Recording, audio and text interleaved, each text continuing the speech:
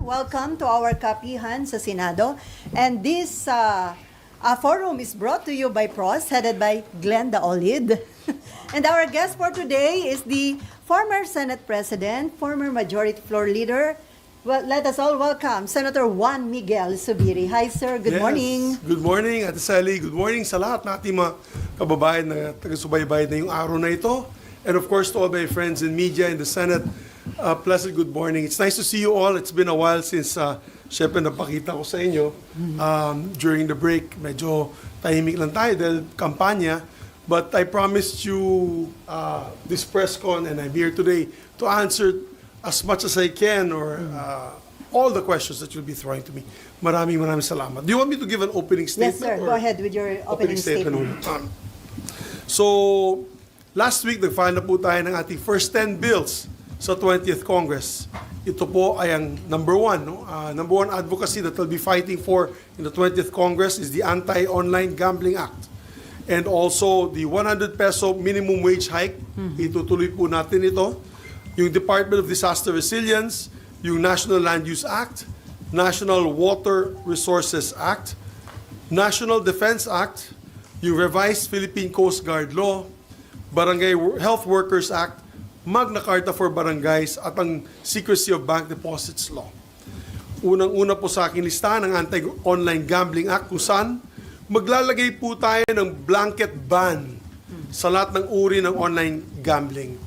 Hindi na po ito basta regulation, total ban na po ito. Para tuluyan na natin matigil ang online gambling na umuubos ng pera ng ating mga kababayan mula sa iba't ibang sektor.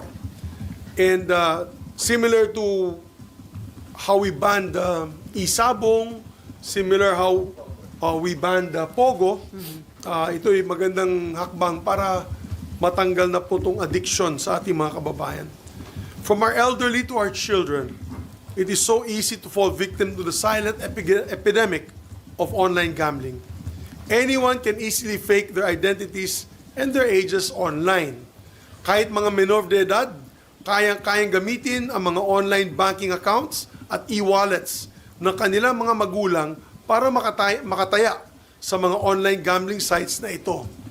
At dahil madaling gamitin at nakaka-addict laruin, talagang nalululong po ang ating mga kababayan dito sa online gambling na to, lalong-lalo na ang mga kabataan. At sino naman hindi ma-addict? All over the internet and along our busiest highways, our biggest celebrities are promoting online gambling with colorful, shiny advertisements that deceive our people into thinking that these games are nothing but harmless fun, na masayang ilaro itong mga games na ito. Pero hindi lang oras ang nauubos dito, kundi life savings ng ating mga kababayan. Kaya dapat na po natin ipagbawal ito kahit ang mga authorized online games ng PAGCOR. The taxes earned are not worth the social cost. Nasisira na po ang buhay ng ating mga kababayan. Nag-aaway-away na po ang ating mga pamilya. Tumataas ang kaso ng krimen. Nababaon na sa gabundok na utang ang manggagawang Pilipino, which then severely affects their mental health. Marami na rin pong kaso ng suicides related to gambling debts. And allow me to read the message from our mayor from Kibawe, Bukidnon. He said here, because nakita po niya yung post ko, babasahin ko munang Bisaya, Nana diri bro, nagpusta, teenager, online gambling, napildi, natalo ng 100 pesos, gisave sa iyang parents. So, tinago po, no, savings po ng kanyang mga tatay at nanay. Siguro less fortunate po ito under living, just below the poverty line. Less than a month, 100 pesos. 100 pesos lamang. Less than a month, ito po yung message sa akin. Not 100,000, 100 No, pesos. 100 pesos. Less than a month, napusta po siya, wala kay pildiman. Naulaw siya sa iyang parents, naghikog, nag-suicide. Imagine 100 pesos, then less than a month, nagpusta ulit siya, natalo, yung bata, nag-suicide. No, this is a true story. And then I said, normal kayo mga bata na 16 years old, varsity. This is the kid that killed himself. I'm not, of course, allowed to mention his name for their privacy. But normal kayo nga bata, 16 years old, varsity player, 1 week before nag-start game, July 12, nagpakamatay, nagpahikog, o kanang naghikog, yung bigti. Kay ulaw kaayo sa iya mga parents, ulaw, nahiya po siya sa kanya mga magulang. Kaya, these are true stories. We're not making this up. So sir, considering na rampant na yung online gaming, hindi na pwedeng i-regulate lang, talagang total ban ang isusulong niya. Well, ang problema kasi dito sa addiction na ito, apektadong lahat eh. Alam mo, unlike other addictions, for example, alcoholism, yung tao lamang pong iinom at siya lang ang mapapahamak, at kung nagkasakit at cirrhosis, siyang namamatay. Dito sa online gambling, let's face it, pondo ng pamilyang ginagamit ng mga pumupusta. Naalala ko po yung post ni Kyle Jennerman, yung si Kulas, Becoming Filipino. Nagkita po kami, nung isang araw lamang, nag-lunch po kami, at kinikwento nga niya sa akin kung gaano kalungkot siya, na nakikita po niya yung jeepney driver, habang kumukuha ng bayad, ay naglalaro po ng scatter. Ditong, ano ba yan, yung parang slot machine. At nakikita niya, pindot ng driver, natatalo. Kasi pag nagpipindot ka, hindi ka na nanalo, pindot ulit siya at 10 peso increments. So sabi niya sa akin, that whole 30-minute stretch, mga 500 pesos ang natalo ng driver na habang naglalaro nitong scatter na ito. So imagine, 500 pesos, you lose that, yan ang income mo sa isang buong araw na pagbiyahe na dapat sana binigay mo na sa mga anak nyo yan, sa asawa mo, para mabayaran ang pangangailangan sa bahay. At kaya ako, I'm going to make this an advocacy of mine. It's not enough to do regulation kasi nakita mo naman na yun eh. Lalabas yung that's why na-late ako ng konti dahil gusto ko makita mismo, ako mismo yung sarili kong makita, saksihan itong online gaming na ito. It is so easy to enter the online gaming sites. And pag may verified GCash account ka, agad-agad, automatic, makapasok ka na. Makakataya ka na. Regardless kung anong edad mo. Nakalagay lang dun, you must be 18 years old, you must know the ills of gambling. May konting pabala lang. Tapos, press I agree. Pag pinindot mo na yung I agree na yan, pasok ka na kaagad. Laro ka na. Na walang verification kung 18-year-old nga ba yun, sir? Oh, actually, 21 dapat, but walang verification. Well, kasi yung ginamit natin GCash ay adult naman. No? Kasi yung GCash, meron naman silang, in fairness to GCash, meron naman silang verification method. But what people are doing to circumvent this is basically, sometimes hinihiram nila ang may 21 na edad, di ba? Babayaran nila, they use the money, or sometimes they put up fake GCash accounts. And we've seen it happen because ang dami-dami pong scams, no? Since Senator Grace po passed the SIM registration, ang dami pa rin online scams. So, nakakalusot pa rin sila. So, it is still easy for them to be able to get a GCash account, a PayMaya account, or all kinds of e-wallets to play these games. The child that I mentioned na nag-suicide, that is just one of several thousands that are happening as we speak. No? Yung mga riders, mga farm workers po namin sa Bukidnon. Tinanong ko, out of 45 of our farm workers sa Bukidnon, almost half of them may accounts dito sa... Naglalaro sila, almost half. So, tinatanong ko sa kanila. Sabi ko, anong ginagawa? Ba't kayo naglalaro? Panglibang lang po, pang relax lang.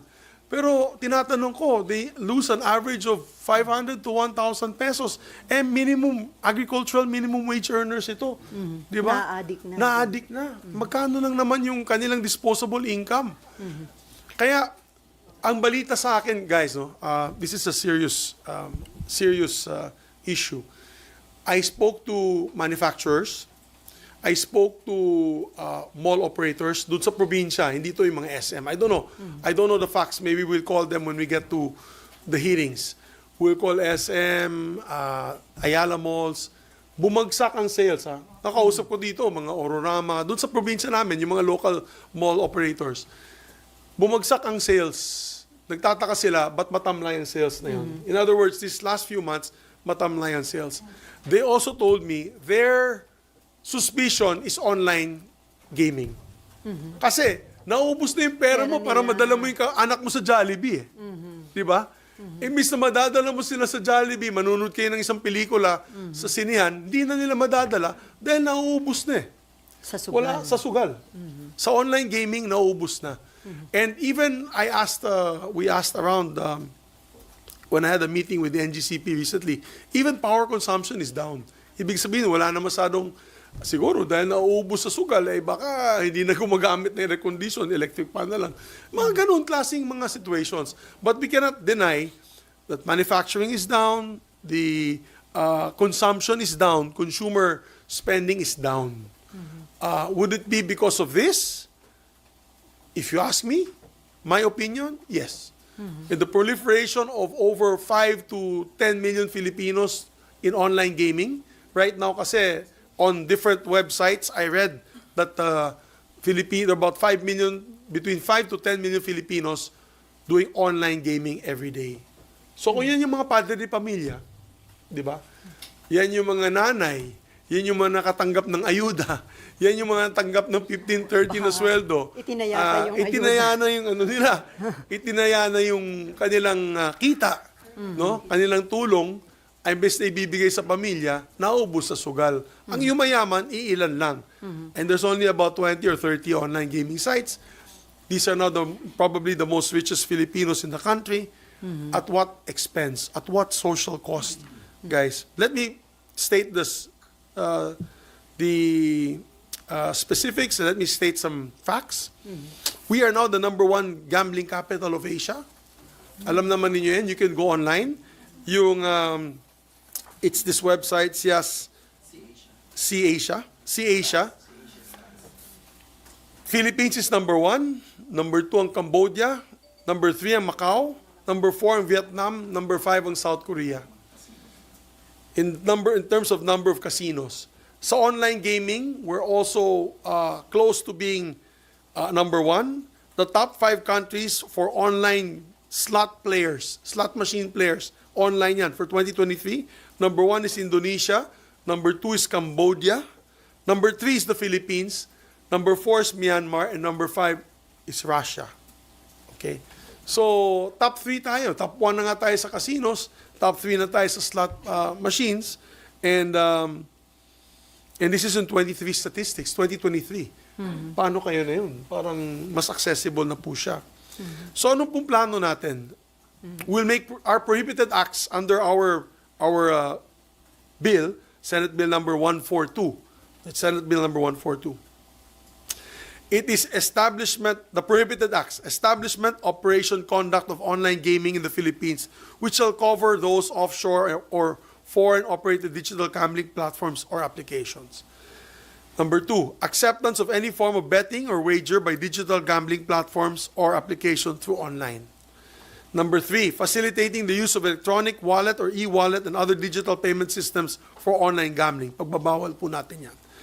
#4, advertising through traditional media, online, and social media, including posts of content creators, vloggers, influencers, which promote online gambling and specific digital gambling platforms. So, ang gagawin po natin, website blocking, application removal, mandatory response period for all takedown and blocking of removal request issued by PAGCOR, the DOJ, of course, reporting and compliance mechanism, and penalties for non-compliance. So, yan po ang gagawin natin. There's also a list of penalties. For example, those who violate Section 4 and 5 will be met with the following. First offense, 20 million peso fine and suspension of license of 6 months. Second offense will be a fine not less than 50 million pesos or suspension of 1 year. And the third succeeding offense is the penalty of 100 million pesos and permanent revocation of its license permit operated by PAGCOR that PAGCOR will impose. And there's also the Criminal Act. The chief operating officer, president of the company shall be penalized with imprisonment of not more than 6 years by the court. So, also that the license and permit to be revoked under this provision for those registered gambling, these are for registered gambling operators with physical operations such as casinos, which are also into online gambling, and digital payment systems like GCash, PayMaya, and credit card companies. So, yun lamang po. Of course, I'm willing to answer other questions about my other bills.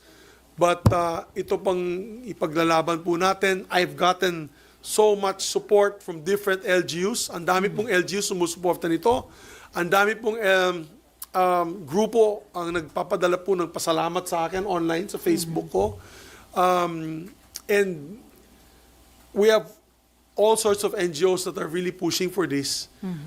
Sana wag na natin pag-usapan ng regulation kasi regulation nalulusutan So, sir, nalulusutan. Kaya sana tulong-tulong po tayong pagbawal itong online gaming para sa ating bansa. sir, appeal ba kayo na maisama ito sa priority kapag nag-LEDAC meeting? Yes, if I had an opportunity na makausap po ang ating Pangulo o mga leaders natin, sana po may isama nila ito, pag-usapan nila ito sa LEDAC. Because the social cost is not worth it. It's not worth it. Nakita naman po natin nangyari sa isabong. Yung mga naglaro po ng isabong, biglang nabigyan ng napakalaking kapangyarihan that they already decided to take lives even into their own hands. So, we want to remove this type of sickness in our society.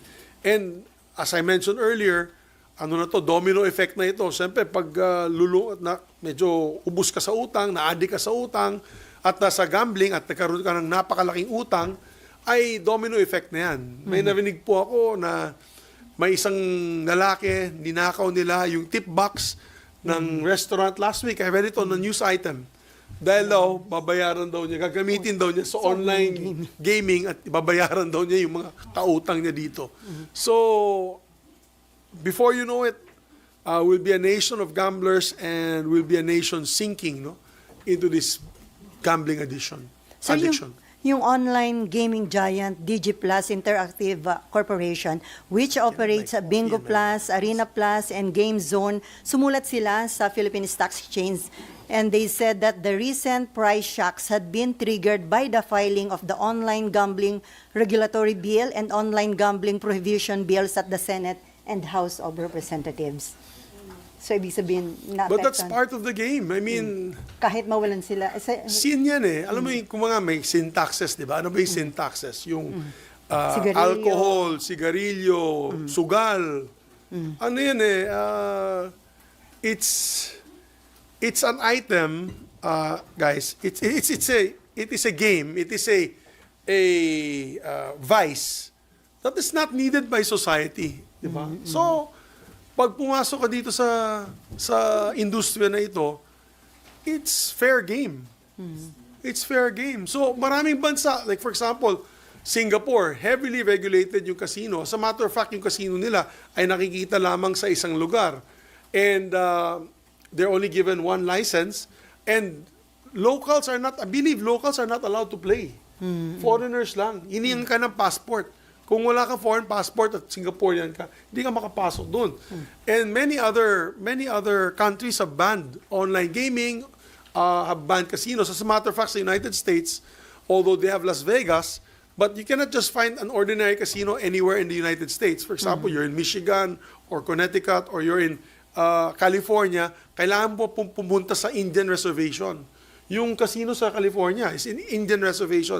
Babiyahe ka pa ng malayo para pumunta doon. And it's not accessible everywhere. Here in the Philippines, you don't need to go to a casino. ito lang, kailangan mo, parang nagkakasino ka na. And minimum bet, by the way, is 1 peso, ha? Sa casino, walang tumatanggap na 1 peso. Kaya tahimik lang ako pagdating sa casino. Kasi sa casino, kailangan may disposable cash ka, dala mo eh. So, halos middle income to mayayaman ang naglalaro doon. Di ba? Sir, kapag nag-implement ng total ban sa online gaming, sa pag-aaral nyo, magkano magiging foregone revenue? Yan ang hindi ko pa alam. We'll find out. Do you have the list? At kung meron man, hindi yun enough? 47. Ito dyan. So on the electronic games. I'll find out from my staff. I had it researched. On electronic games. So 47 billion. A year. A year mawawala. So, maliit But we na can, yung kumpara dun 47 billion is small. Buti sana we're earning 500 billion. But at the expense of our people. Remember that collection is taxes collected for the people who bet. Obviously, the more taxes earned, the more taxes collected. That means more people are playing and bigger amounts. So, Ay kung hindi na nila gagamitin sa pagsusugal, ipamimilyan na nila, sir, ng pagkain. Na consumption may will boost increase. din. Tama. Mabuboost din kasi yung consumption. Di ba? May disposable income sila. Turuan naman natin yung kababayan natin na magkaroon ng savings. Di ba? Turuan naman natin ang mga kababayan na magkaroon ng savings para sa kanilang pang-araw-araw na panggastusan. For example, pati yung mga patrikula daw ng mga anak. Di ba? Nagagamit na dito sa online gaming na ito. Kaya sorry na lang anak, di ka na makakapag-aral dahil naubos yung savings natin dahil sa online gambling. So these are the ill effects of online gaming. The 47 billion is not enough to justify that. As a matter of fact, napakaliit niyan. Proper tax collection lang ng BIR, proper tax collection lang ng Bureau of Customs, ay makukuha mo na yan eh. Di ba? Yung mga tigil na yung mga under the table na mga racket nila doon, eh talagang mako-cover nila yan. And you can go other taxes. We can do like for example, yung disposable plastics tax. We can even do a tax on yung tinatawag nila na yung sa chichirya. We can do also that. Yung Junk food. junk food tax. You can do that, no? Small amounts to be able to recover that. Kasi ayaw naman natin din yung mga bata natin, mga anak natin, kaya ng junk food, di ba? Sa Amerika, ganun, they have a junk food tax. So, okay, this 47 billion can be recovered in many ways. Just efficient tax collection alone, makukuha na, ma-income na natin yan. Kakaroon ng income na yan. Sir, kung hindi magkakaroon ng batas tungkol dyan sa pag-total ban sa online gaming, ano yung scenario nakikita mo in the future mangyayari sa bansa natin? Wow. Well, right now, we're the #1 gambling capital of Asia. And you can see na matamlay ang ating bansa. No? They say our economy is growing, but I really actually don't see it. I'm with due respect, no? Consumption is down. Yung mga malls, pag maglakad kayo sa malls, konti lang yung tao gumagastos na yun. So, lalo na pag na-addict na po ang ating mga kababayan dito sa online gaming, we will no longer have high consumption of our economy. And right now, that is what's running our economy. Our economy is being run on consumption spending. On spending. Yun yung OFWs. Isa pa yan. Eto, maganda. Yung mga OFWs, ang dami po nag-message sa akin kagabi, sa aking Facebook. Sang-ayon kami dyan, Senator Zubiri, salamat at sana ipaglaban nyo ito. Dahil yung pinapadala naming pondo sa aming mga pamilya, ginagamit lang sa online gaming. Can you imagine? Trabaho ng trabaho yung nanay, trabaho ng tatay sa Saudi Arabia, sa Kuwait, sa Europe, nagsasakripisyo para sa kanilang pamilya. Pagdala ng pondo, ilalagay sa GCash, gagamitin sa scatter at kung ano-ano pang mga online casinos, online slot machines. At nauubos lamang. So that's what's going to happen. Consumption, consumerism will go down, and that's what's running our economy now. Kasi mahina yung manufacturing natin. We're almost zero increase in manufacturing. Exports. Very, very small number of exports. On a recent online survey of ABS-CBN, Sang-ayon ba kayo na ipagbawal ang online gaming sa Pilipinas? Ang result was overwhelmingly in favor of the ban. And even online, makikita mo online, mayroong mga heart and then yung parang ibang icon para hindi pagbawal. Like this one, it's 175,000. There's another one that I saw, overwhelming then about 50 plus thousand were against online gaming and only 500 plus were for online gaming. So it's becoming to be a scourge in our society, guys. I'm So, sir- letting everyone know that this is becoming to be worse. Ganito nag-umpisa Ganito lang nag-umpisa yan. Yung sa isabong, di ba? Parang walang namamansin dyan. After 2 to 3 years, pumunta nga ako ng Siargao kasi I go fishing sa Siargao. Yung mga nagtatambay lang doon, lahat sila nakaisabong, nakapapanood ng video. Sabi ko, nako, this is going to be another problem in our country, and it became a big problem in our country. So, this online gaming has only been siguro popularized in the last 2 years. So, if we continue this in the next 2 years, by the end of the term of the president, we'll be a nation of online gamblers, a nation of addicted gamblers, and a drop, and you'll see all across the board in all sectors, there will be a drop in productivity, drop in consumer spending, there will be a drop even in energy utilization kasi wala na sila pambayad ng kuryente. And this will also increase the number of crimes, petty crimes, theft, scamming, and all that, para na makapagbayad dito sa addiction na ito. So we have to stop this. We have to stop this. Or else, kawawa po yung ating mga anak, ating mga kababayan. So sir, considering na maraming sumusuporta dyan sa proposed bill nyo na yan, sa tingin nyo, mabilis siyang maaprubahan dito sa Senate? Alam mo, ang problema natin, malalakas na individual ang kalaban natin dito. Mayayaman po ito. Nakikinabang dito sa online gaming, sir? Mayayaman po ang mga kalaban natin dito. We all know that the owners of online gaming sites are very wealthy and powerful individuals. It's going to be a tough fight. Marami akong kausap na mga senador, halos kalahati naman ay Support yan. pabor dito sa ipagbawal ang online gaming or high regulation. Pero hindi pa natatakot ako, hindi pa lumalabas yung mga, siyempre ang hindi pa nagfe-flex ng muscle itong mga maglalabi against the banning. And that's the fight that I need the people themselves. Kailangan talaga natin dito yung taong bayan. Yung sila na mismo, sukang-suka na sila, na sila na mismo ang sasalita. Kasi sasabihin ko na yun sa ating mga kababayan, mga makapangyarihan ang kalaban natin dito. And I need your support. We all need your support. Those who are trying to ban this need your support. Para may tuloy natin ang laban na ito. Ako till the end. I will vote for it till the very end. Bahala na. Numagalit sila sa akin. Marami talaga mga bilyonaryo matatamaan dito. And I think we all know how they play the game.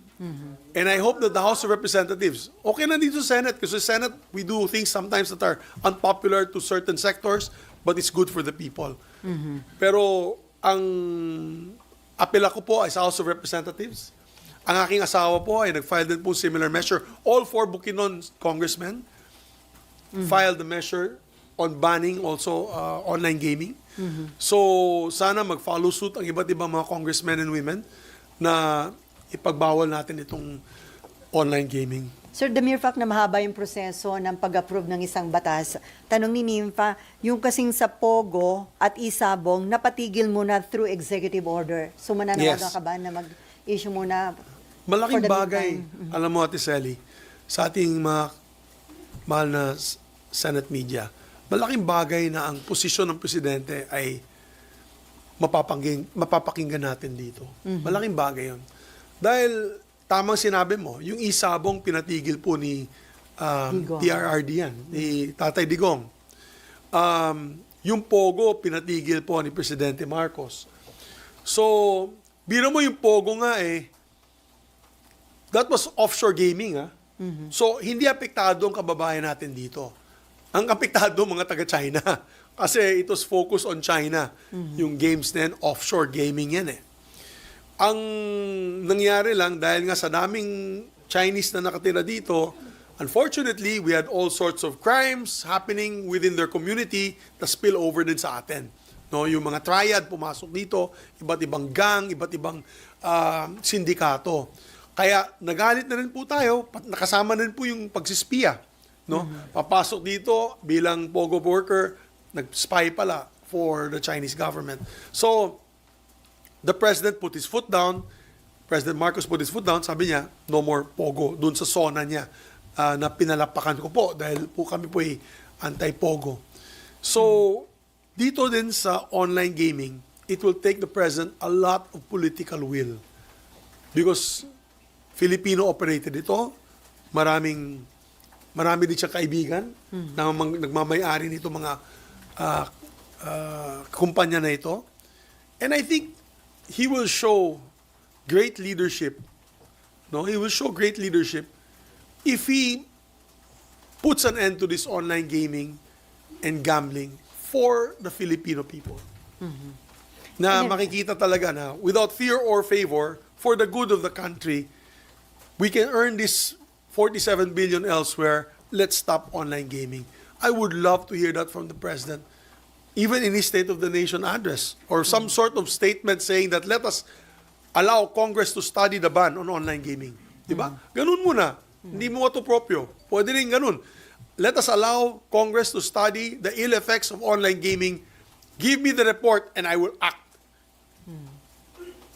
I will act on it as soon as possible. Yan ang magandang statement. Sana, no? Para maingganyo po tayo. Okay, related question, may Ann? Yes. Okay. Hi, sir.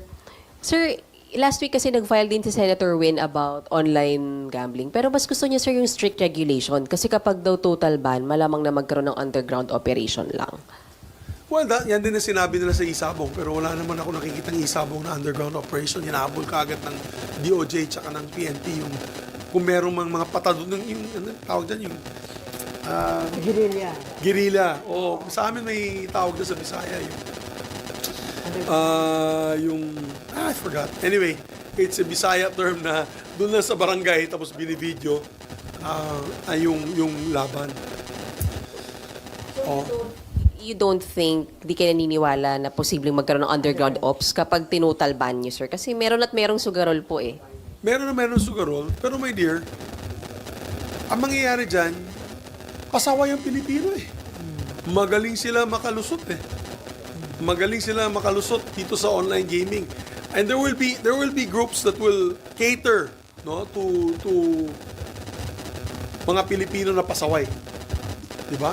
Nangyayari 'yun eh.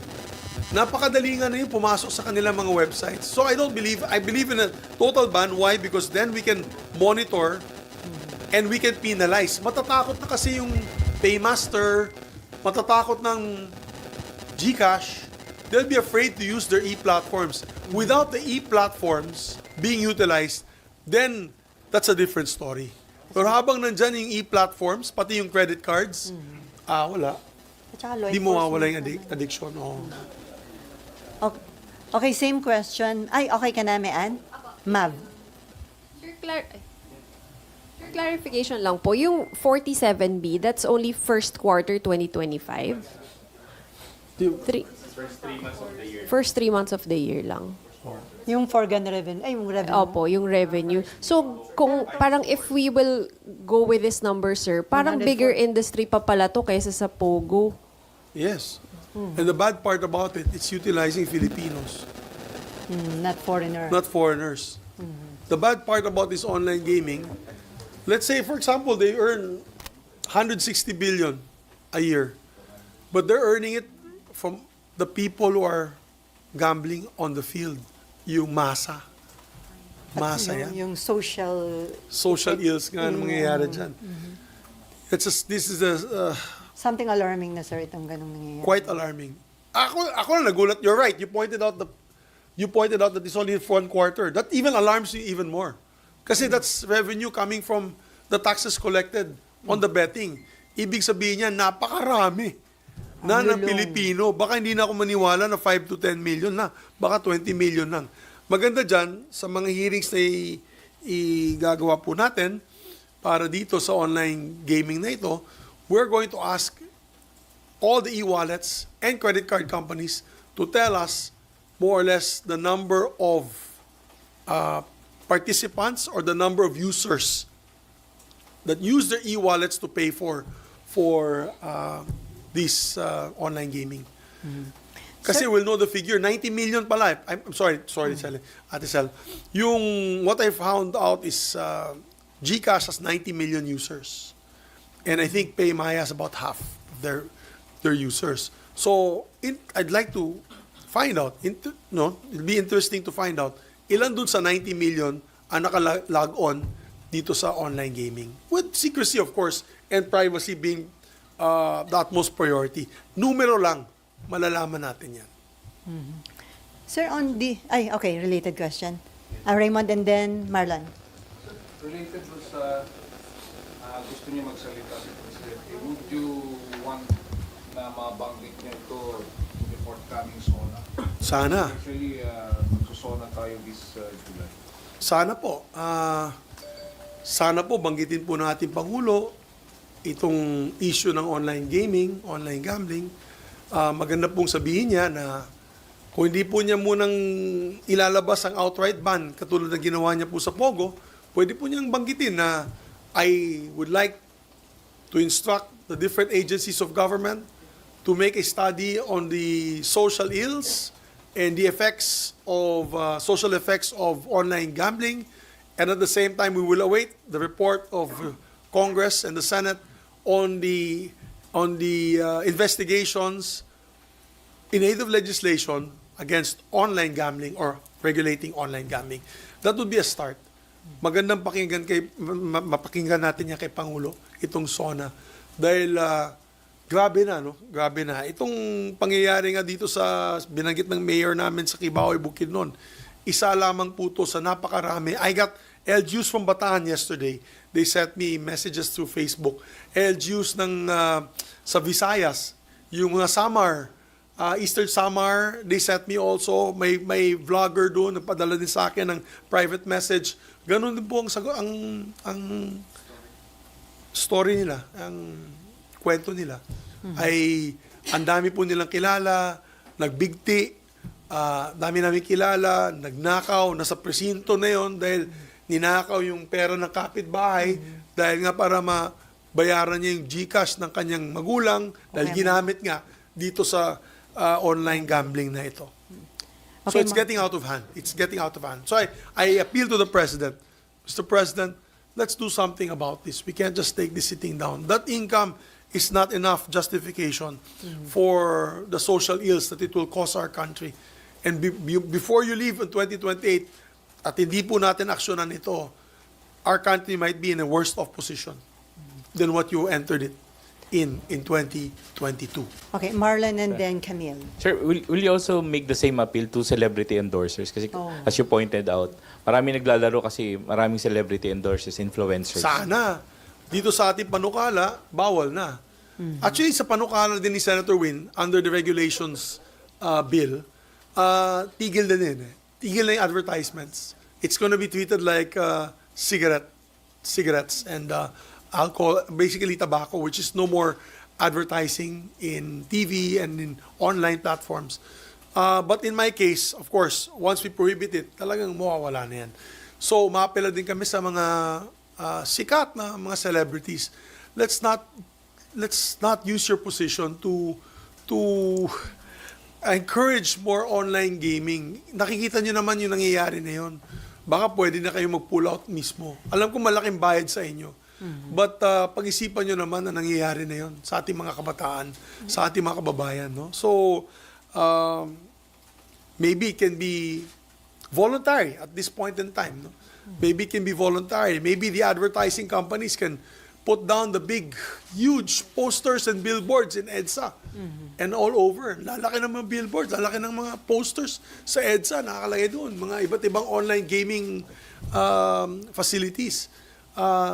Sana take down na natin yan. Let's take it out. Let's start correcting these social ills. We have to start fighting this. So may info ka ba kung may mga public officials, lawmakers na involved na rin sa online gaming? Marami. Kaya nga sabi ko, makapangyarihan. Kaya, Meron akong alam na, of course, hindi ko na. Meron akong alam na mga lawmakers and of course, officials and very influential people that are in this business. So, again, it will be tough. tough. I mean, I'm not against, for example, yung casinos per se. It's there. Legal na yan eh. Legal na yan, nandyan na yan. For example, yung mga bingo sa mall. Mga Okay na rin senior yun kasi citizen. okay na rin yun. Pupunta ka talaga sa mall, dala-dala mo yung pera mo, bibili ka ng ticket, okay na yun eh. Yung sa sweepstakes, okay na yun eh. Ang problema, accessibility. Ayan, sa online. Kayo, baka may mga teenagers kayo na anak na hindi nyo alam, naglalaro na pala, hindi nyo alam, di ba? Kasi halos lahat ng bata na yun, may GCash eh. Okay, Camille and then Nympha. Sir, nasabi niyo nga po grabe yung epekto nito. But with the current situation here in the Senate, what are the implications of a split Senate on the passage of key legislation? Split po tayo talaga ngayon eh. So, how will it affect? Well, kaya importante, nagkaka-caucus. Hindi usong caucus ngayon, Kasi sir. kung walang caucus, wala kaming Iba topic consensus. Na. Mamaya, dala tayo dyan. Di ba? Dapat may consensus. I think, I don't want to put any malice on any of my colleagues, but ang akin lang, I presume na sila lahat ay pabor na mawala itong social ill na ito na addiction to gambling. I think all of them would want. How they approach it, siguro yan ang diskusyon natin ngayon. I'd say 90% are in favor of either of the two bills. It's just a matter of ano ba, diba? Regulation ba or total ban? Ganun na lang yun. So, I think even in a split, when you say split Senate, we still have rational members of the Senate who believe, and the majority of them will believe, that this is an immoral act that has to be stopped. Okay, last question about this issue from Nympha. Hi, sir.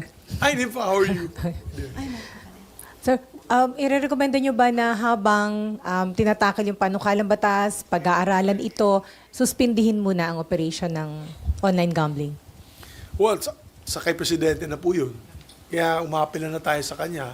He can make it happen. The President can make it happen. He's the head of PAGCOR. The chairman of PAGCOR, of course, we all know the chairman is Altenco, but he works out of the pleasure of the President. Isang salita lang ng Pangulo, tigil na yan eh. Or isang salita lang ng Pangulo, pwede ma-scale down din. Okay, Aaron, same question. Ay, related question pala. Aaron. Sen, good morning. Sen, clarification lang kasi it seems that you were using the word gambling and gaming interchangeably. By any chance, kasama po ba sa ban yung mga online games? Kasi marami din po mga kabataan na nagiging addict din sa games. Halimbawa, tulad ng Mobile Legends at iba pa. Well, wala. Hindi naman kasama yung online gaming dyan. Wala namang pera involved dyan eh. There's no... But not as... Ito kasi, if you go to online gaming kasi, you'll see it similar to casino operations on your phone. So whether it is roulette wheel, di ba? Yung tawag dyan, yung baccarat, or pwede nga may mga, 21, yung blackjack, cards, either it's cards, it's roulette, slot machine that you'll see there. That's obviously online gambling, online game. That's the game of chance. Yes, that's a game of chance. Yung may taya. Iba yung sport eh. Siyempre, yung mga anak ko naglalaro ng roadblocks, mga ano. We'll not naman ban those. We'll not ban those. No money involved. Ito yung game of chance eh, with money involved. Yung dumadal. Anyway, let's go to other matter, hot issue. Sir, Uwi na ako. Thank you. Lunch na ako, guys. Sir, some senators are saying that SP Cheese has more than 13 senators supporting him para sa Senate presidency. Your comment, sir, do you get the same information at do you think may chance pa ito mabago before the opening ng session sa July 28? Eh di wow. What? Congratulations. Pagka ganun. Ako naman, we're not actively campaigning for leadership position. No? Ako, I'm not actively campaigning. Of course, I'm supporting Senator Tito Soto. And I've worked with him. I was his majority floor leader for 4.5 years. I was a loyal majority floor leader to him, I would think. No? Up to this day, ang akin lang kasi, let me speak about Senator Soto. So, ang nagugustuhan ko kay Senator Soto, naniniwala siya sa consensus building, katulad ng ginawa ko for my 2 years as Senate President. Nagko-caucus po tayo. Hindi po siya diktador na kung saan sasabihin niya, itong gagawin natin. Kung ayaw nyo, di pagdebatihan natin sa plenaryo. Hindi, ang style po ni Senator Soto, pasok muna tayo sa loob, mag-debate muna tayo doon, so that we don't show very divisive Senate, then we come up with a consensus. And those who do not agree with the consensus can do the vote. No, there will be a vote, there will be an action, a motion on the floor. And yan ang kagustuhan ko sa kanya. So there's always consensus, there's always a caucus. Para at least alam natin yung direksyon ng Senado ng linggong yan or for any issue, no? Very important issues that crop up under the Senate floor. So, with that said, mas gusto ko po ang leadership style ni Senator Tito Soto. And I learned a lot from him. I learned a lot also from Senator Ed Angara, who was my boss before when I entered in 2007. He mentored me. He was also a former Senate President. Diba? So, yan ang turo nila sa akin. Nung kasama ko yung mga statesmen at that time, Senator Joker Arroyo, Senator Miriam Defensor Santiago, Senator Juan Ponce Enrile, of course, Senator Frank Drilon. Pag nakikita ko yung leadership style nila, napakaganda eh. I mean, it's discussion-based and also consensus-based, but at the same time, there's no act to suppress your ideas. No, you can bring out your ideas, but at every turn, at every corner of the decision-making process, the integrity of the Senate is always protected. The name of the Senate is always protected as an institution. Yan ang maganda. Hindi pwedeng, bahala na. Basta gagawin natin to. Bahala na, magalit yung taong bayan sa atin. Hindi pwede. But some of your colleagues are saying na mas maganda daw yung open discussion, mas Okay transparent. Nakikita doon ng public paano pinagtatalunan yung... That's fine. They can do open discussions. Sabi na ibang colleagues ko, mas maganda, doon kami mag-away-away sa floor. Tingnan nila na yun. 4 kaming veterano dyan. Sige nga, makipagdebate kami sa kanila. Kids, gloves off with me. I'm no longer interested in position. I'm no longer interested in prestige. I'm no longer interested in power. I am only interested in the image of the Senate and how we can leave the Senate behind as a still trusted institution of this country. And to be able to do that, we have to show transparency. Diba? We have to show transparency. We have to show, for example, sa budget, we now have to show transparency. I'm glad nandyan si Senator Ping Lacson. Ayan ang unang sususiyin niya, isa-isa. Talagang makikita natin na yun. Diba? Sabi nila, mawawalan ka ng committee. Bahala na, wala na akong committee. I've been in public service for almost 25 years now. I've been in the minority when I started my first term in Congress as a spice boy. Ako pala yung spice boy, ha? Iba tinuturing ng spice boy, bright boy yun, ha? Hindi spice boy yan. Ako lang yung spice boy sa Senado na lumaban, with due respect to some of my colleagues na natamaan nun, na lumaban sa makapangyarihan nung araw na yun to get the 77 signatures for an impeachment of then President Joseph Ejercito Estrada. I've been a member of the majority. I've also been a majority leader for 3 terms. And I've also become the Senate President. So, for me, committee, okay na yun. Sa inyo na yung mga committees. Wala ako dyan. Ang tinitignan ko na lang na yun, ang integridad ng Senado bilang institusyon. And let me say this, ang sakit ng aking dibdib nung isang araw na pakinggan ko under a news program in the afternoon on my way home. Pinag-uusapan nila itong issue ng impeachment. Sikat na announcer po ito sa hapon. Hindi ko na babanggitin ko anong station. Blind item. Ang sabi niya, hindi na lang kasi, ang sabi kasi niya, kung ayaw ng mga senador, di mas mabuti pang buwagin na yan, Senado. So I said, God damn it, that is exactly what we don't want to hear bilang senador, na walang saysay ang Senado. Na wala na tayong saysay. Bakit pa? Mas magulo pa nga kayo daw. Sabi, sa simbahan kapon, ano bang nangyari sa inyo? Mas magulo pa kayo sa house. Yan ang dating natin dito na yun.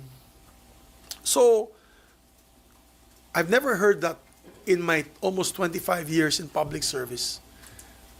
You know, for every legislator, ang pangarap nila maging senador. Parang judge yan eh. Parang judge, gusto mo maging Supreme Court. Associate Justice. Abogado ka, gusto mo maging Associate Justice of the Supreme Court. Yan ang gusto nila. Dahil nakikita nila yung integridad ng Supreme Court. This is the policy-making body, the conscience of the nation, di ba? So, the Senate has always been, as I've said, the last bastion of our country, last bastion of democracy for our country. So, parang pag wala na silang pag-asa sa executive, wala na rin silang pag-asa dito sa lower house, akyat tayo sa Senado kasi papakinggan tayo ng senador because we are a mandate of national scope, national in scope, di ba? It's not only local, but it's national in scope. Kaya pag sinasabi na lang buwagin na yung Senado, wala nang saysay yung Senado, napakasakit para sa akin because in my 2 years as Senate President, yan ang inalagaan ko. Kaya inaway ko nga yung People's Initiative.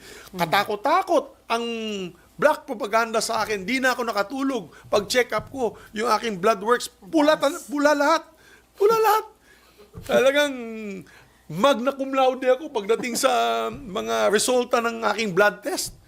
Dahil nga sa dinidibdib ko nga yung pangyayaring iyon. And of course, we all know, kung natuloy po yung People's Initiative na yan, that fake People's Initiative, then naging inutil ang Senado at baka wala ng Senado na yan. Who would have been a unicameral Congress or a parliamentary system ng namumuno, iilan lamang mga makapangyarihan. Kaya, at that time, when we defeated the fake initiative, People's Initiative, nagpa-SWS at Pulse Asia kami, the Senate was one of its highest ratings. Almost 78% approval rating ng Senate.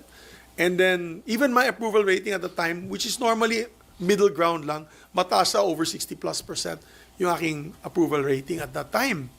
Net satisfaction rating. So, dahil tuwan-tuwa yung tao na pinaglaban natin yung institusyon as the last bastion of democracy. Now, I don't know what's going on. No, I really don't know what's going on. So if you ask me, and let me repeat what I said, I'm not satisfied with the leadership of the Senate, with due respect to the Senate President. Maybe there could be improvements to be made to how we are handling the Senate. Right? It's not a matter of position. It's not a matter of committee. Naawa nga ako. RG. Okay, RG. I don't know if you've been asked before, ba't kayo bumoto doon sa 18 if you feel that... Because remanding is just trying to get an answer from them on the issue on constitutionality. You have to remember that I came out on the floor and I said that as far as I'm concerned, hanggang 19th Congress lang ito. Hindi lalabas to ng 20th Congress. Kailangan gawin ulit. That was my position. Now, Kailangan gawin ulit, kailangan mag-impeach sila ulit sa House. yeah, because just like legislation, just like committee resolutions and committee reports, at the end of the Congress, tapos na yan. That's my personal position. That's not my legal position. That's my personal position. Whether that is right or not, it's like Tolentino, Senator Tolentino, the majority floor leader, that was his position. So, Personal position, kung magkakabotohan, yan ang boto mo. no, but I'm also in favor of following the process. Of the Do you understand? I would not have dismissed it outright. Alam mo yung remanding na yan, sa totoo lang, ang balita sa akin, hindi naman remanding ang pinag-usapan dyan, dismissal yun eh. Kaya nag-away nga si Sen Joel at si Sen Robin, dahil nabibinig ko si Sen Robin, napakinggan ko. Hindi, wala sa usapan yan eh. Di ba? So, wala sa usapan. So, ibig sabihin, siguro may pinag-usapan sila. Alam nyo naman, ako, tsaka si Senator Lawrence, tsaka si Senator Binay, kami po ay grupong slap soil. Ano yung slap soil? Di ba? Hampas lupa. At pagkatapos nga naging na kami, dead hungry. Di ba? Patay gutom. Kaya, out of the loop kami. So, Dapat na-dismiss na doon. Yun ang usapan. well, I don't know. That was the chismis. Then, of course, and that's why there was a tension there because the group of Senator Bato really was pushing for dismissal. Now, if you ask me, as I mentioned earlier, as a member of then the Spice Boys in the 11th Congress, we were the ones who gathered the signatures of the impeachment of then President Estrada. We gave it then we were able to convince then Speaker of the House, Manuel Villar, to read it during the prayer. Kasi alam namin, magkakagulo because they still had the majority of members that were against the impeachment of the former president. So, nangyari dun, bakbakan, di ba, dinala sa Senado. What did the Senate do?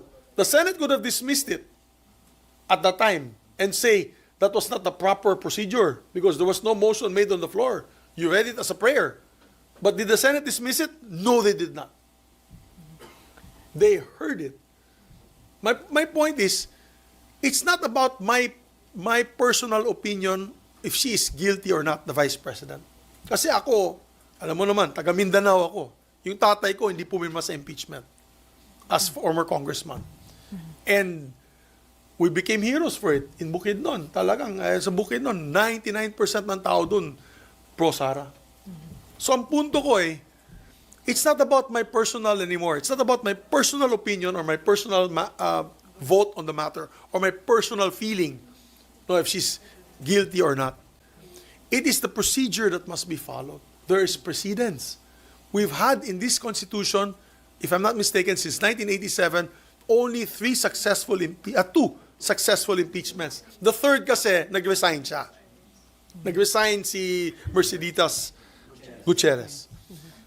On these two, it was acted upon by the Senate. So, I'm sorry, wala naman nakalagay sa Constitution, nakalagay din forthwith, di ba? Hindi naman nakalagay doon forthwith unless dismissed by the Senate before actual trial. Wala doon sa Constitution. So I don't know. I'm not a lawyer, as you all know, but in my lengthy member as a legislator who has seen both of these impeachment exercises, I think we have to follow through. And then we do a vote. Huwag na kayo matakot. Kung pro-Sara kayo, di bumoto kayo. Against the impeachment, it's a political exercise. But the process has to proceed forward. That's to move forward. So now, that's my position. Kaya, I want to put that on record. Whether I'm pro-Sara or not, I cannot, I have to listen to the evidence that will be presented by them. Of course, I have some biases. I think that it is a witch hunt because they want to remove her from public service para yung iba makaupo at yung iba ay mawawalan ng kandidato na kalaban pagdating sa halalan ng 2028. But I will set that aside. I'll set my bias aside because we have to follow the process. Yan ang proseso ng konstitusyon. It cannot be changed. If we violate that, then we violate our oath of office when we say that we will defend and protect the Constitution of the Republic of the Philippines. So, definitely, we have to do what is right here. Sir, do you proceeding with the process? Trial, you mean trial, formal? Yes, no, proceed that. Well, at least, let's invite the prosecutors. Tell them, ano ba yung ebidensya ng... Alam mo sa simbahan, Sunday kasi kahapon, sa simbahan na yun lang ako nakakita ng mga 4 na pamilyang lumapit sa akin. Ano bang tinatago ninyo? Ano bang ginagawa ninyo dyan sa Senado? Nasisira yung integridad, nasisira ang pangalan ng ating Senado dahil sa wala tayong ginagawa. With due respect to my colleagues on both sides.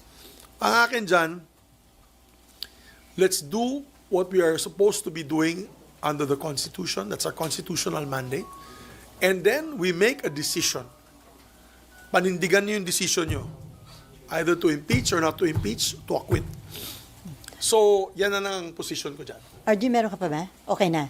Okay, before Dindo, Camille, Mean, and Daniel. Sir, going back dun sa Senate leadership, mag-e-effort ka pa ba para makakuha ng support for Tito Soto or tanggap nyo na po na kayong posibleng maging minority pag nag-open ang 20th Congress?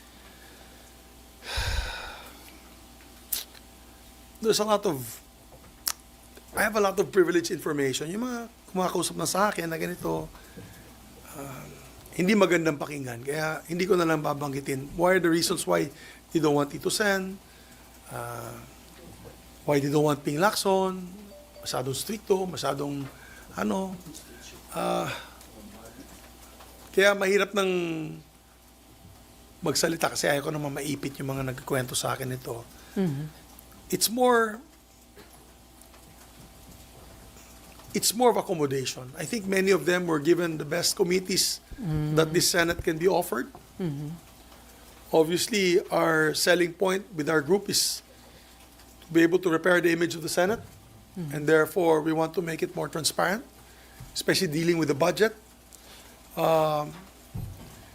We want to give the committees to those who are rightfully deserving because of their qualifications. Maybe it's not saleable. It's not saleable to the members of this new 20th Congress. Tanggap namin. Ako gusto ko, I started my career as a minority member. I will end my career as a member of the minority. Okay sa akin yun. And then yung group nyo, tinatawag na conscience blacks? Well, sabi ni Senator Ping, tinatawag yung conscience block. I call it veterans block. Kasi, to be honest, we don't have naman the monopoly of conscience. Di ba? I have members like Congressman Marcoleta or Senator Marcoleta, may conscience din naman yun. So ayoko naman, di ba? Ayoko naman sabihin na kami meron sila, wala. Parang Spice Boys yan di ba? Yung kalaban namin nun, Bright Boys. Sabi namin, di naman kami nagpapanggap na bright. Spicy lang.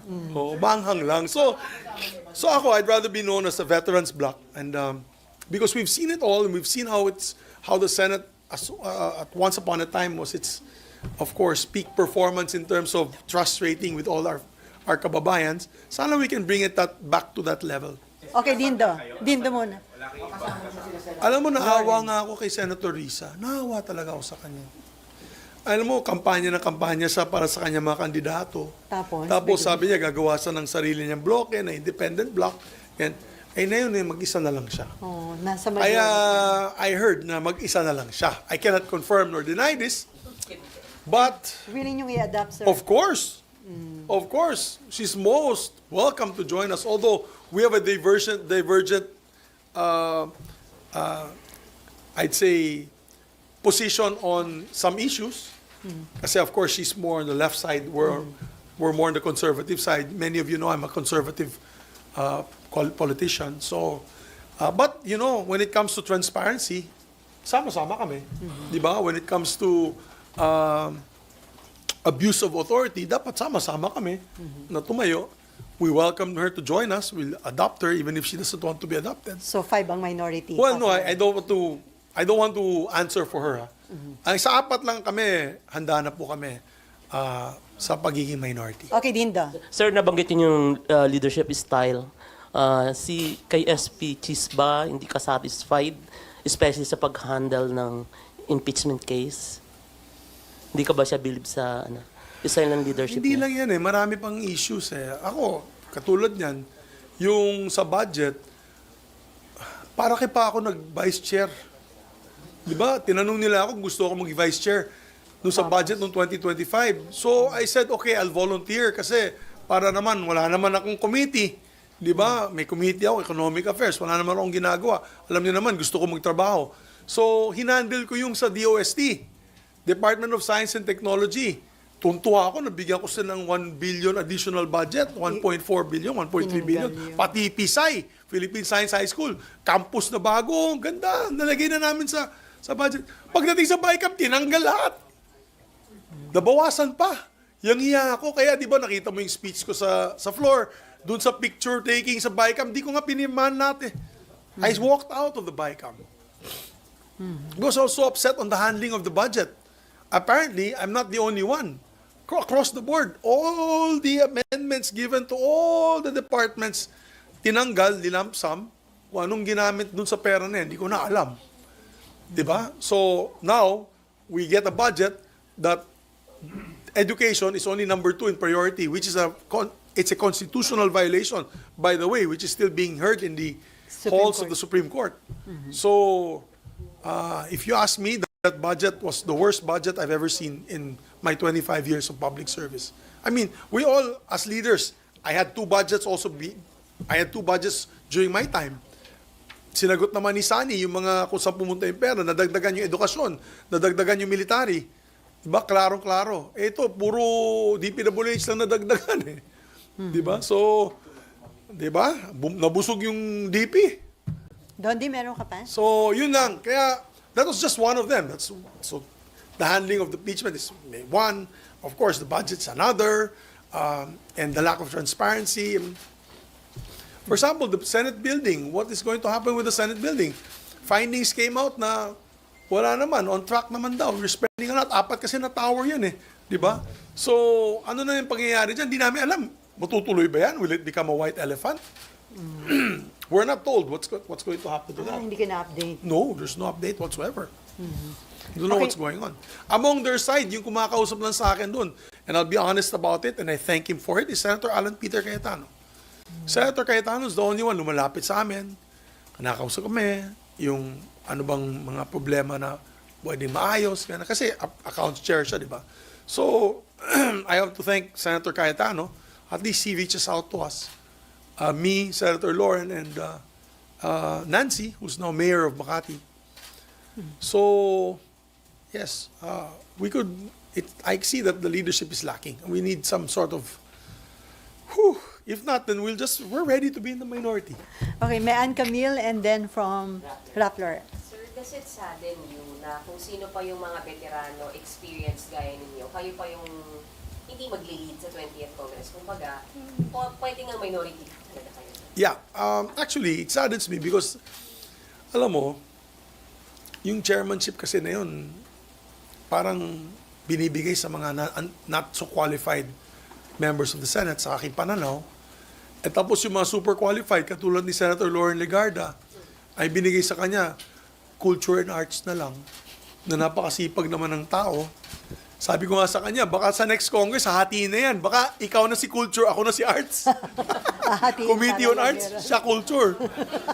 Dahil nga, hampas lupa na kami. Dead hungry, ano yan. Patay gutom na kami. So, paglaban na lang namin yung integridad ng Senado. So wala pang pag-uusap sa committee chairman? Wala. Kami, whatever. Kayo, sir, what What? ano po kinuha? Nothing. Nobody's talking to us anyways. So, nobody's talking to us anyway. So, wala problema. Yung masama doon, pati yung mga kasamaan ko na parang gusto ko na ilabas na sama ng loob ko. Pero sige lang. Tayo lang naman, no? Tayo lang naman. So, sir... Tayo lang naman. Tayo. So, sir... Online ba? Okay. So, sir, hello, online. Sir, yung bang seatmates, buhay pa o disbanded na? Wala na. Medyo masama nga loob namin kasi at least sana naman kinausap din kami. Alam naman nila si Tito Sen yung unang namin. I've been telling them, okay ba kayo kay Tito Sen? Tahimik lang sila, quiet lang sila. Tapos mamaya-maya may mga na pala sila. May mga decision na hindi naman kami sinama. Baka gusto nyo, sama-sama tayo na ito yung committees nyo, ganyan. Wala, hindi kami kinakausap. So it's okay. Kaya nga patay gutom na kami. Kaya ba paulit-ulit ka kanina na sinasabi mo, i-emphasize mo yung loyal majority? I don't know. I was just loyal to my... I'll tell you what. During the Farmally, kaya nga, my demise was because I respected the committee system. I respected the committee chair.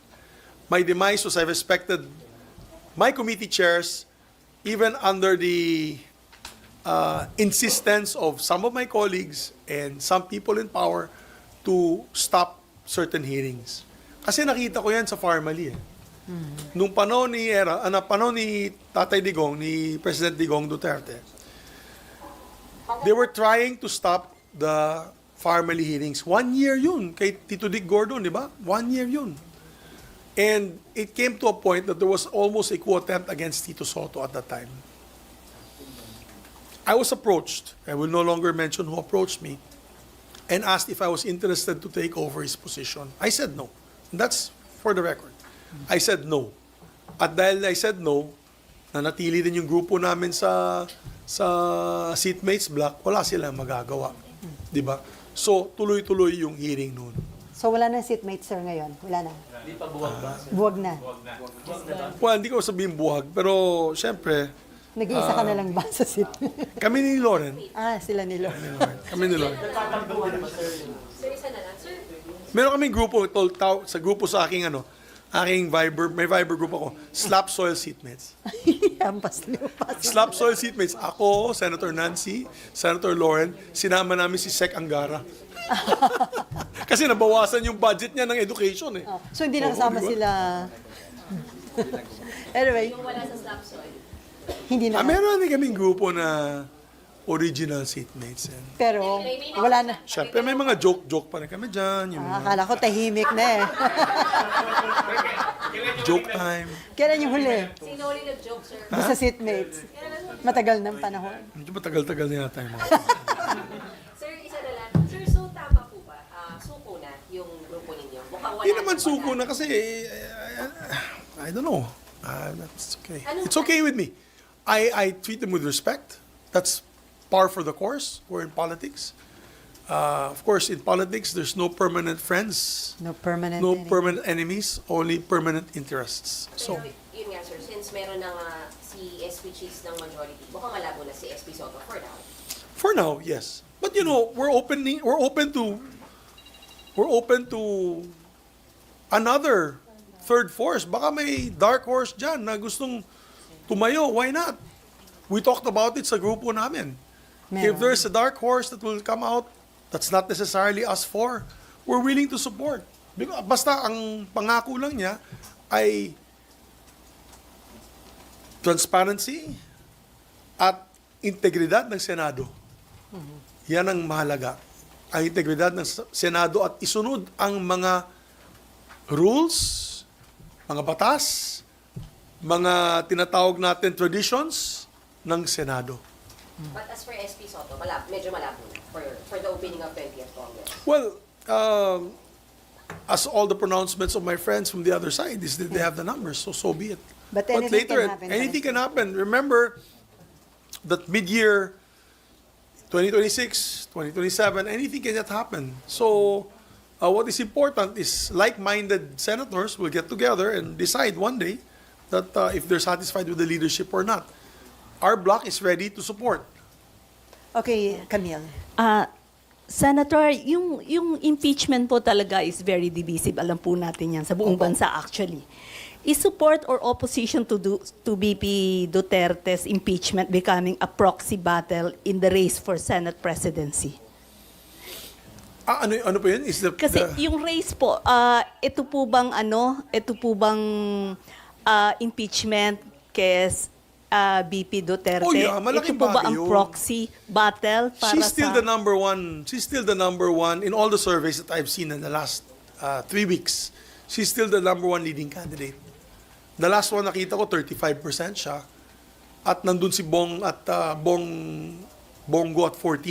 So kung tanggalin mo yung Bongo at tanggalin mo yung Bongo factor dun, that's about 49%. So, siyempre hindi naman yung boboto kay Bongo, boboto kay Sara din yun. So kung tanggalin mo yung numero ni Bongo, siya pa rin ang majority candidate o magiging number one candidate. So, yeah, some people, that's what they look at. They're looking at it as a race to remove her from office. And once impeached, she will be banned from running for public office. So, of course, that's one way of looking at it. But then again, let's see. Mahirap magsalita. I'm a senator judge now. So, as a senator judge, I don't want to put out any cards at the moment, and we'll see what happens when we go along. Yung labanan po ba na to, Senator, is about yung mga gustong magtuloy ng impeachment at saka yung gusto na, yung ayaw magtuloy? Will it be Feeling ko, a big issue? feeling ko, pag umpisa natin itong July 28, the preceding day, or the next day rather, July 29, there probably will be debates on the impeachment process. I think fundamental question is, itutuloy ba? Bakit tatanong ng presiding officer or tatanong ng Senate President yan? I leave it to the body, tutuloy ba? So yan ang botohan, kung itutuloy ba o hindi. I think ganun ang mangyayari dyan. So, we'll see, no, kung sinong mananaig, sinong mananalo. Okay. Sir, do you think yung Senate presidency was decided along the lines of impeachment? My silence is deafening. I don't confirm nor deny. Last Pero two- syempre, ano yun, par for the course yun. Diba? Last two Alam mo sa questions. politics lang Okay, Ate sir. Sally, scratch my back, I scratch your back. Yeah. Ganun lang naman yan, di ba? So, ano yan? Teka, last two questions from Danielle and then from Rappler and then, kay Raymond pa. Okay. Okay. Senator, so far, base dun sa nakukuha namin, the Senate leadership is a done deal as of now, right? But the opening of the 20th Anything Congress... can still happen, guys. Yeah. Anything can still happen. Still 3 I mean, weeks there's away. 2 weeks to go. Maybe one of the blocks there will see us. So, we're not saying it's a done deal. Yeah. Although, signature-wise, I think it is. Marami nang pumirma nun. Sa Pero resolution. sa May resolution, I think may over 13 na sila. But anything can still happen between now till 2028. So, I mean, July 28. Okay. July 28. Top center mo nun. Inom muna ako ng kape. Kakape muna ako. Ay, Graduation. hindi pa gumagalaw yung Ha? Oo. Wala na ako. Retired na ako nun. Hindi, no? Okay, tapos ka na, Rappler. Meron pa. Sorry, sir, so So it's what... still possible. Yeah, Anything can it's still still happen. possible. Yes. So what do you think will turn the tide for Cheese Escudero or Soto? Ano ba yung possible pa na maganap in the lead up to the opening of the 20th Congress that could possibly change the decision for now? Well, I can't say. I can't say. I mean, they all have to examine their conscience on who they want to support. Diba? Ganun lang naman yan. It's an individual decision. Although it's by blocks. We all know there's a 7-man block, the Duterte block. The Duterte block can join us. There will already 12. All we need is 1. That's 13. Diba? They can join Cheese, then they have the number. So, there's also the other block. There's the Cayetano block. So, maraming bloke din eh. So, Nililigawan niyo yung Duterte Block. dalawa pero kasama din, may mga kasama din sila. Well, for example, there's also the Tulfo block, dalawa. Cayetano block, dalawa. Pero pumirma na daw. Hindi, yung Estrada block. Villar Block. Estrada Block. Well, I guess yung seatmates na naiwan doon, 3 sila. Diba? So, I mean, for example, if the seatmates all of a sudden decide to come back to us, then that's 4 plus 3, 7. Plus, let's say we get the Cayetano block, that's 7, 8, 9. So we just have to get 3 more. I mean, Duterte block. things can still happen. Things can still happen. We're not surrendering at this point in time. Basta importante na dito sa grupo namin, gusto sana namin protektahan ang integridad ng Senado. Maawa na kayo. Bugbog ng Senado. Sa matang tao, bugbog ng Senado. So, Sir, never say die kayo. never say die. Iron Eagle. Okay. Danielle, then Raymond, and then Myla. Kanta yan eh. Sir, good afternoon. Sir, paano kung kayo yung lumaban do sa Senate presidency? May chance ba na makuha nyo yung Duterte block? And since sa Mindanao naman po kayo.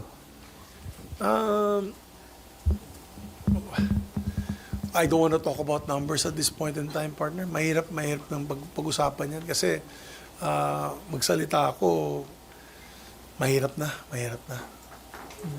Sir, yung sa impeachment lang, sinabi nyo rin kanina na parang tutol kayo na tumawid. Dapat end na sa 19 Congress. So, ibig sabihin, pag nag-start yung 20th Congress at talakayin yung impeachment, hindi nyo na mabaharangin. Hindi na. Well, pag din-desisyon yung grupo na ituloy ang diskusyon, we have to continue with the process. We have to continue with the process. Okay. Si, Huwag tayo matakot bumoto. Di ba? Bumoto tayo. Many of them have made up their minds anyway. So let's proceed with the process. You want to shorten it? Okay. But then let's vote. Let's decide. Sir, si Sa Myla, body. yung kung nakita yung resolution, Okay. okay lang. Okay, Raymond. Doon lang sa parang yung considering yung emotion ninyo regarding the Senate leadership. Diba, in one or two words, how would you describe the current Senate leadership? Just like you were saying before your time na consensus leader kayo. What about today? Today, are you asking me if I'm still a consensus builder? Of course, I'm a... Or... How do you describe the current Senate leadership? Ayun nga, medyo may... Sa aking pananaw, kasi sa kanila, okay sila dun sa style na yun. Pero sa aking pananaw, ay kulang yung aming consultations. Nalala nyo yung sa People's Initiative. Eh kung hinayaan ko na lang magdiskusyon kami sa plenaryo, wala kami consensus. Hindi nyo nakita yung front page natin na litrato, hawak-hawak namin yung 24 signatures on the resolution expressly going against that fake People's Initiative, di ba? I had to get that through consensus, through consultation. So that's my style. And when we discussed many measures, when we discussed Create More, when we discussed all the very important bills, pati Maharlika, we had to have consensus building and consultation. May debate pa rin sa floor. Hindi naman mawawala yung debate sa floor. Pero at least, ang kagandahan yan, alam nila yung issue. Di ba? Minsan, nasa floor na kami, nagtitingin na kami ni Nancy Binay, sasabihin niya, ano bang direksyon ng Senado dito? Hindi ko alam. Siyempre, mayroon tayong decision dito sa iba't ibang, or opinions dito sa iba't ibang mga issues. Pero, yan ang gusto sana namin maiba. And of course, we don't like yung divide and conquer, kakausapin isa-isa, tapos, pangakuan na mga kung ano-ano. Ayaw namin ng leader na ganyan. Wala akong binabanggit na gano'n. Sinabi ko, ayaw ko lang ng leader na ganyan. That's why I want to correct the misconception. When I said I do not like the dictatorial types, I wasn't referring to the current leadership of the Senate. I was just saying I don't like dictatorship-style leadership for the Senate, wherein isa lang tao ang magdidesisyon at bahala na kayo sa buhay ninyo. Kung gusto nyo, debatihan nyo ako sa plenaryo. Remember, as I mentioned, the Supreme Court, kanina, sabi ko, lahat ng abogado gusto maging member ng Supreme Court. Okay. Lahat ng member ng Supreme Court, ang leader niyan, you call primus inter pares. Correct, attorney? Primus inter pares only means that you are first among equals. Ibig sabihin, you are equal. The same as everybody. You're only tasked to be the presiding officer of this Senate. You should not have control of whatever funds and say who should be given to or who should be taken from. If that is the allowance of any senator, lahat ng senator dapat patas. Diba? Kung sa taon, huwag mong bigyan sa style ko, patas lahat. Ilan ba yung madadagdagan na staffing ng ating mga senador? If they need 5 for all, including the minority. Remember? We did that. Hindi yung dahil, slap soil yan. Wala yan. Kayo, 10. Kaya, yan ang ayaw natin dito mangyari sa leadership ng Senado. Di ba? Yan ang hindi nangyari noon at hindi dapat mangyari sa atin sa Senado ngayon. That's why, I miss the leadership, for example, Senate President Drilon, Senate President Soto, Senate President Juan Ponce-Enrile, even Senate President Nene Pimentel, who I had the pleasure of being my minority floor leader when I was majority floor leader in 2007. They would probably now, they would be cringing on the fact of what's happening to the Senate. I'm sorry, with due respect, and some members will disagree with me, And they will probably hit me and say I'm speaking on my own. It's my opinion. They are entitled to their opinion. I'm entitled to my opinion. And that is my opinion. Yung nakikita nating taong bayan, kayo na lang. Kausapin niyo yung mga kapitbahay ninyo. Ano bang nakikita nila sa Senado na yun? And I'm sure you will have the same opinion. Okay, on that note, Thank you. On that note, I just want to say, never say die and never surrender. There is still time. We are reformists. We feel that we have to, as Senator Ping Lacson is, add conscience to the discussion. And again, I'm saying it's not the conscience. For me, conscience is not a monopoly. And we're still hoping that many of our colleagues still have their conscience intact. And when the time comes, when we decide on banning online gaming, ay magkasama po kami, minority, majority, magkasama po tayong lahat para sa ating mga kababayan and on other issues as well. But before I end, I just want to say that I will always pray for our beloved Senate and for our beloved people. And I hope that the Senate can step up to the plate in providing integrity and efficient government service, particularly transparency, para maiba naman ang perception ng ating mga kababayan sa Senado. Ang Senado para sa akin ay palaging maiiwan as the last bastion of democracy. And we should give that people hope na pag inaapi sila ng agency, ng LGU, ng National Government Agency, ang pwede nilang lapitan ang Senado. Dahil alam nila ang Senado makakatulong sa kanila. Maraming salamat po. okay. Thank you. Magpa-file si Sir ng kanyang mga priority bills after nito. Okay. Yeah.